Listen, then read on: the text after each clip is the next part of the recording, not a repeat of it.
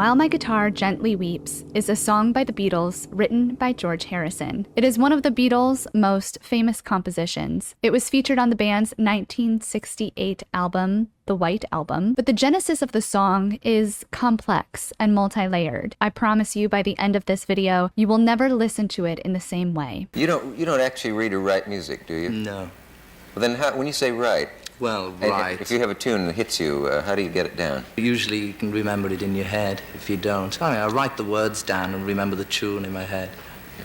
Do you wish you'd studied composition and No. all of that? Now, before I start talking about George Harrison and his writing of the song, it's important that we take a trip back in time, back to about 500 to 200 BC in ancient India. An instrument known today as the veena is one of the oldest musical instruments in Indian classical music. It is a plucked string instrument and is considered the precursor to many other Indian stringed instruments, including, most notably and most importantly to this story, the sitar. The veena was much more than just an instrument. It also symbolized mythology and literature and the broader concept of art and of learning. And some of the oldest and most sacred texts in Hinduism that date back to even 1500 BC mention the veena and highlight its importance in religious rituals and hymns. And it's important to understand the significance of this instrument and how it morphed into the sitar because it plays a pivotal role in George Harrison's understanding of the world and perspective and everything that he built up inside of him to ultimately get to the point of writing the most famous song, While My Guitar Gently Weeps. So just stick with me as I talk about this. The name itself, sitar, was derived from the Persian word shatar, which means 3 strings. Initially, the design was different from the veena, not only for the number of strings, but the long neck was more slender compared to the neck of the veena. Soon after the design of the sitar came out, though, ancient musicians wished it had more strings. So eventually, the sitar became an 18 to 20 string instrument, and it also had movable frets, which allowed for very fine adjustments in tuning and easily facilitated the playing of different variations of music. From the medieval times forward, the instrument remained prominent in Hindu music. And now, enter George Harrison. George Harrison, of course, was the lead guitarist of the Beatles. He was born on February 25th, 1943, in Liverpool, England. He was the youngest of 4 children born to Harold, a bus conductor, and Louise, a homemaker. Harrison's family was musically inclined. His mother loved to sing, and she always encouraged her children's interest in music. And his father also had a good singing voice, although he did not pursue music professionally. But both of them were very encouraging of George's interest in music and very supportive of him pursuing that avenue in life. George attended Dovedale Primary School, where he was actually classmates with John Lennon's future wife, Cynthia Powell. Just a fun fact. Later, he went to the Liverpool Institute High School for Boys. It was at this high school he met a young man named Paul McCartney. When Paul McCartney was 14 years old, he attended a church fair at St. Peter's Church in Liverpool, where a band was playing called the Quarrymen. The lead vocals and guitarist of the Quarrymen were done by a man named John Lennon. After the show, Paul was brought backstage, and while backstage, Paul started playing with a few of the guitars and striking up a conversation with John Lennon. John Lennon was impressed that Paul could play so well at just 15 years old, and he could tell Paul had a natural talent. So John invited Paul to join the Quarrymen. This meant that the Quarrymen now had 3 guitarists, John Lennon, Paul, and the original guitarist Eric Griffiths. The whole group went through some typical musical chairs, and by early 1958, it was evident Eric was going to be leaving the band. Paul McCartney one day is on the bus with George Harrison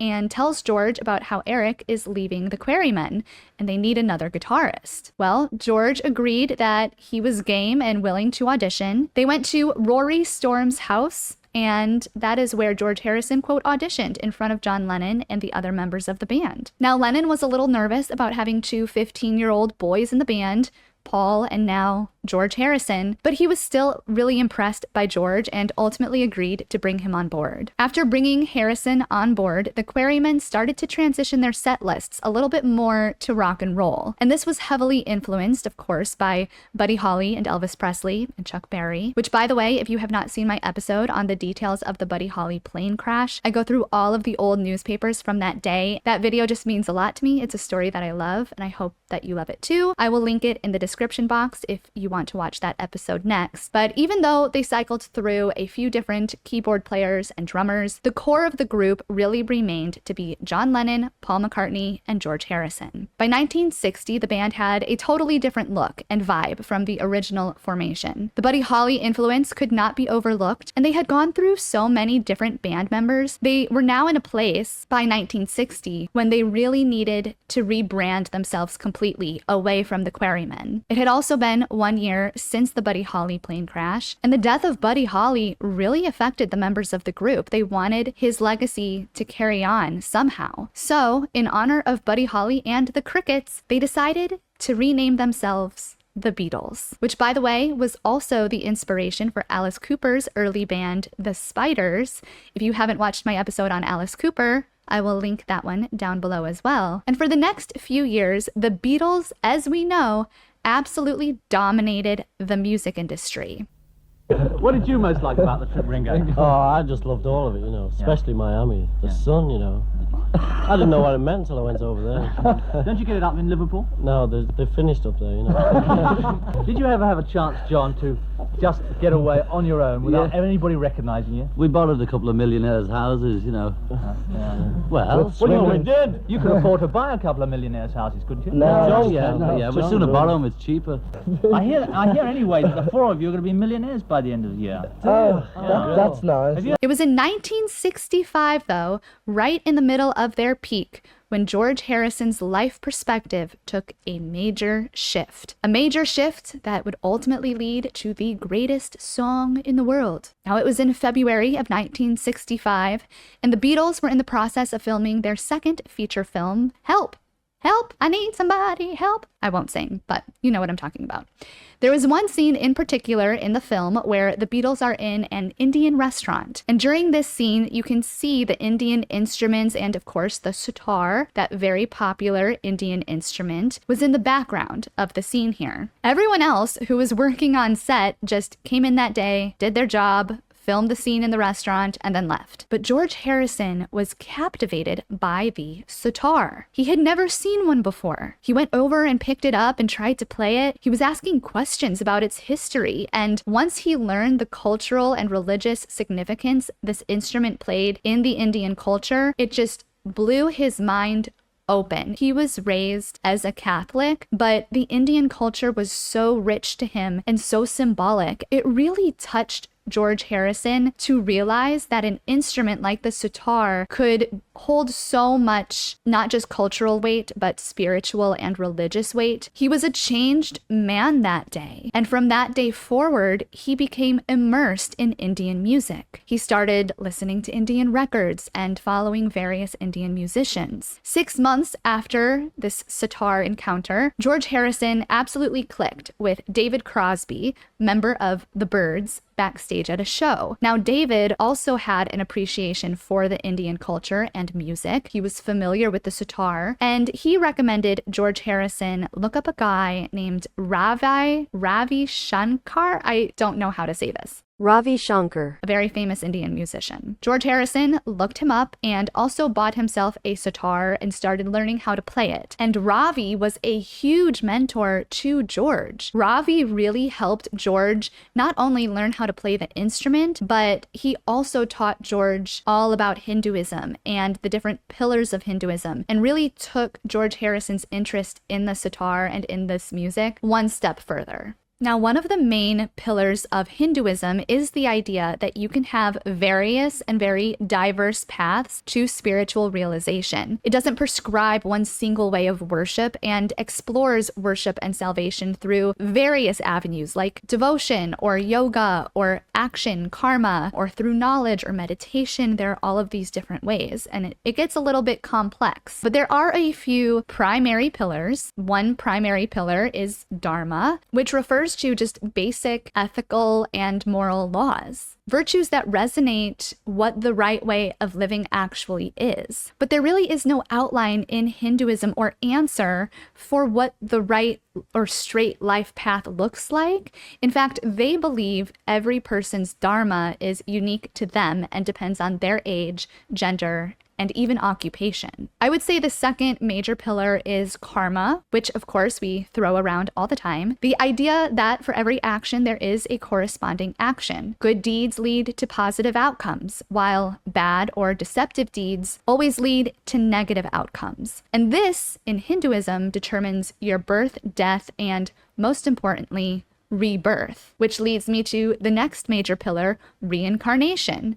And then there's another pillar, mashka or moksha, which is the ultimate goal of self-realization and spiritual knowledge and liberation for your soul. And there are many other pillars to speak of. I think there might be 11 or 12 in total. But for George Harrison, Hinduism was offering him more freedom, I think, and more complexity than Catholicism did, or basic Christianity did. Christianity is very straightforward. There is one God. Whereas Hindus, although they believe there is one unifying divine reality, they also embrace the worship of more than one God. Christianity also believes in salvation, whereas Hindus, although they believe in the idea of liberation, which is parallel to salvation, they believe liberation occurs because of self-realization and the cycle you go through of rebirth. And for Christians, you reach salvation here in this life only, by the means of repentance and God's mercy. But despite these many differences, and if you study religion and theology, you might understand where I'm going with this, there are still many basic truths and parallels between Christianity and Hinduism. And any religion, actually, you have these basic truths and basic ideas of just being a good person, a good, loving, forgiving, humble person. And not only did George Harrison really grasp onto these various pillars of Hinduism,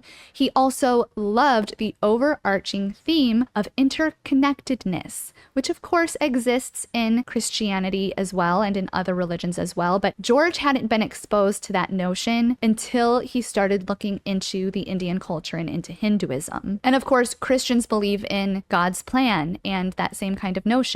The Hindus, on the flip side of this, also refer to something called Maya, or it's this notion that people often live in a state of illusion and fail to see the deeper truths and interconnectedness that lies beneath the surface of everyday life. Very similar to the Christian perspective of humility and loving thy neighbor, and of seeing your own sins versus just criticizing the sins of others. So all of this is going on in George Harrison's mind in 1965 through like 1967 for the span of several years. And I actually think if Harrison had been exposed to Orthodoxy or any other type of religion too, I think we could have gotten the same song out of him. I don't think it's just the specific fact he was exposed to Hinduism and immersing himself in Hinduism specifically, because for George, this was just his first real deep dive into peace and serenity in the name of something greater. And in the year leading up to the writing of While My Guitar Gently Weeps, Harrison marries Patty Boyd and also begins diving deeper and deeper into the Indian culture and religion and other religions as well, and also diving deeper and deeper into psychedelics.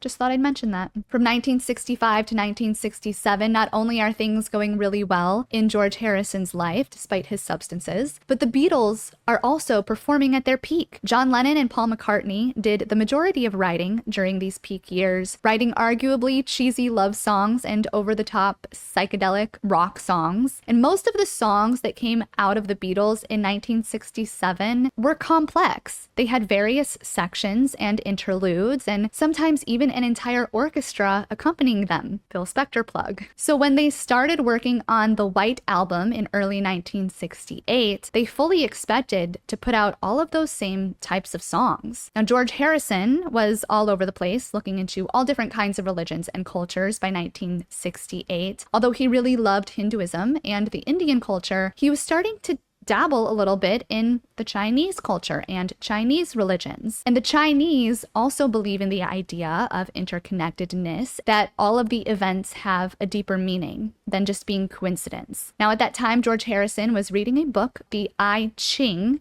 or also referred to as the Chinese Book of Changes. And he was very immersed in this. And he decided one weekend to take a trip to visit his parents. While at his parents' house, he went up to their bookshelf just to see what kind of books they had, opened a random book, and the very first phrase he saw when he opened it was, "Gently weeps." Maybe he was doing psychedelics in this moment, I'm not sure. Maybe it was just what we call here on Roots Music, divine music intervention. But that phrase, "gently weeps," hit George Harrison like a lightning bolt. And by the way, you can buy my divine music intervention merchandise on the Roots Music merchandise store. But the phrase was also humbling to George and humbled his music as well. Right after reading the phrase "gently weeps," while still at his parents' home, he began writing the lyrics and crafting the song's basic structure. He took these concepts of divine intervention and morality and humility and translated it into an instrumental that was nothing like anything the Beatles had put out before. He built the instrumental around just 2 verses in A minor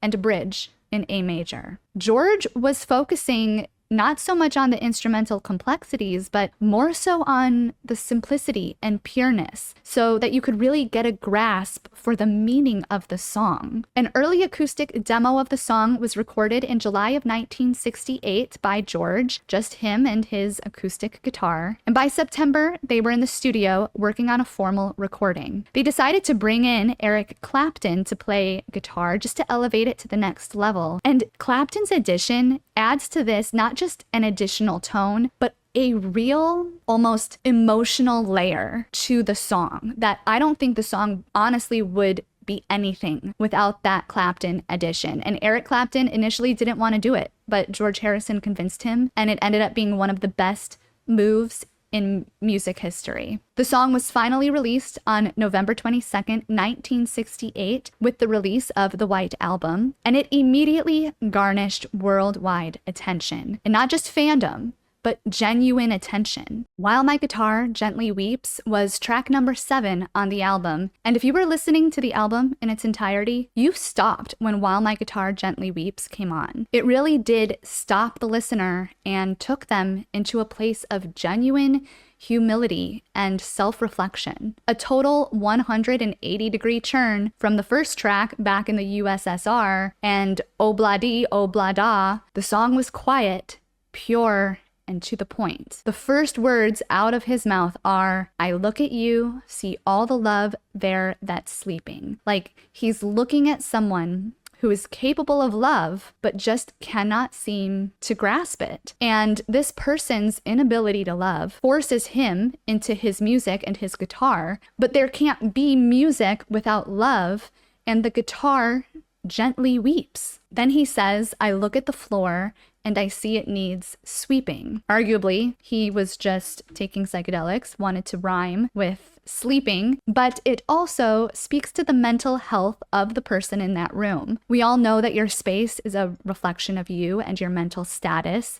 If you're sad and depressed, your space is likely to be messy and unkept.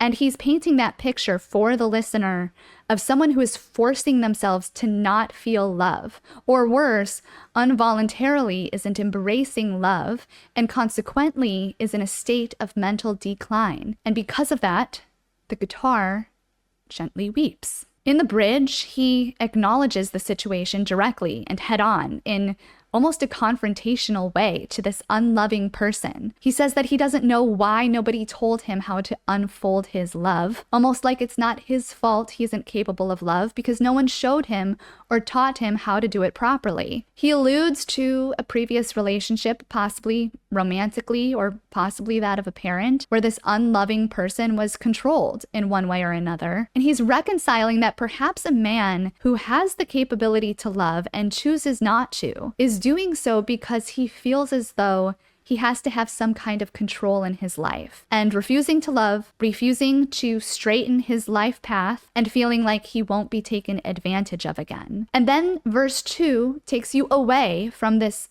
one single unloving person into the broader scope of the world. That despite this one person having this negative impact on himself and others by his stone cold, unloving persona, despite all the heartache and sadness that comes with this one person, the world outside is moving on. It's still churning. And all the while, his guitar is still weeping. And then he gives a glimmer of hope. Like with every mistake, we must surely be learning. And whether he is saying that line in a way that he is saying this unloving person, surely this unloving person will learn from his mistakes. But as soon as he utters those words, that there could be hope that this person surely is going to learn from their mistakes, you get this harsh reality in your face that nothing is actually changing here. He is still looking at this person who has a love that is sleeping, looking at this person whose house is unkept and in chaos, looking at this person who can't unfold his love and feels the need to push others away in the name of a false sense of safety. Despite that person surely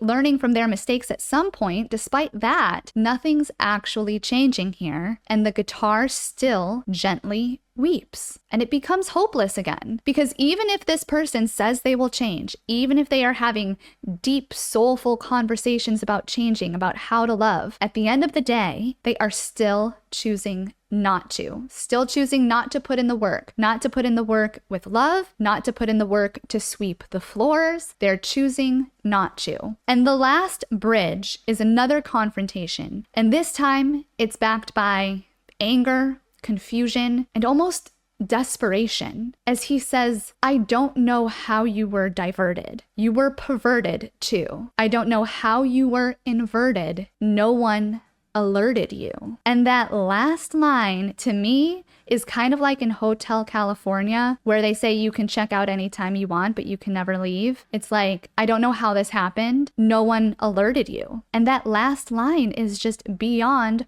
haunting to anyone listening to this, because so often in this life you see someone living an unfavorable life, whether they're womanizing or drinking or indulging in substances or just indulging in plain old bad company, surrounding themselves around people who will bring them down and not up. And so often, people don't try to help others or pull them out of darkness. They just let them go. They just let them live. And while there is much to be said about not feeling like you have to change someone, at the end of the day, people do make their own choices. But there's also something to be said about interventions and confronting someone about the bad choices that they're making and giving them a helping hand, throwing them out a line, and even saying to them, like he does in this bridge, it's not your fault that you're like this. No one alerted you. I don't know how this happened. It's not your fault that it happened, but here you are, diverted and perverted. The bridge is harsh, but he's basically saying you're not an evil person. You're a hurt person, and you have taken improper means to satisfy whatever sense of safety or control you feel like you need to have. And as a result, you've become diverted, perverted, and inverted. But I think the overall theme of this remains that the world is still churning and nothing happens by accident. People are brought into your life for a reason, whether it's to teach you something or whether you were meant to teach them something. Nothing is accidental. In any religion, everyone agrees about that. And at the end of the day, without love, understanding, forgiveness, and humility, the world will continue to churn and the guitar will continue to play. But it will be playing against a gentle weeping. I hope you enjoyed this episode. If you did, please don't forget to subscribe and give the video a thumbs up. You have no idea how much it helps just to have one extra subscriber and one extra thumbs up for the YouTube algorithms. You can also give me a super thanks. A super thanks is a button at the bottom of the play bar that allows you to donate any amount of money that you would like to the channel, or buy me a coffee. I always say, buying me a coffee directly supports the research of the channel because you're caffeinating me by doing so. And my Buy Me a Coffee link is also in the description box down below. And if you've been following me on Instagram, you know I have been going down a deep dive of Tom Petty, and I've been, as I say, hanging out with Tom Petty. For those of you who watch my stories, you know I'll put on long-form podcasts or long-form interviews, and there is one specifically that I found about Tom Petty, which when I make the Tom Petty episode, I'll talk about it and link it and all of that. But it's like one of my favorite things to do is to just turn on the TV and listen to, you know, musicians, listen to their interviews, listen to a podcast about them, especially the ones that I love who are no longer here. It's like hanging out with a ghost. Yeah, so if you're not following me on Instagram, go ahead and follow me at Roots Music History, and you can kind of get some behind the scenes stuff about my life here in Nashville and things that I like to do and how I kind of cater these episodes and research them and put them together. Thank you so much for being here. I'm so proud of this community, and I'm so happy to have you as part of the music history family. And I will see you on the next Roots Rockumentary. Hungry for the road all my life, thirsty for adventure all my youth, chasing all my freedoms down Liberty Avenue.